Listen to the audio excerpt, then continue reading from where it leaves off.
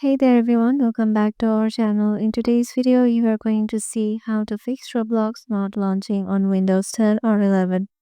So for both operating system, the system is same to fix that. So let me show you the steps you can follow so that you can just do it. So here are some fixes you can follow. The first one is uninstall or reinstall the application. So you might need to uninstall your Roblox and reinstall the application. The second one is delete the files from the person app that a person local folder. So it means you have to go to run here by clicking the search icon and just write run and run it as administrator, then it up and then write this percent app data percent in here and then just click on OK and then just delete them.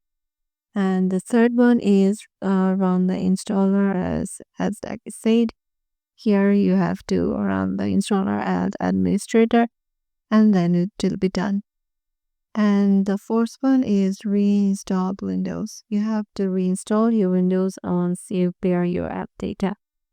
And the fourth one is change my calendar date to the next day. Like sometimes it might work, but you can give it a try, right? And the last but not the least is install the Microsoft Store app. So if you have Microsoft Store on your PC or if you don't have, just install it and then try to run your Roblox player. Hopefully your Roblox will launch now on your Windows 10 or 11. Hope this video will help you out and we'll see you in the next video.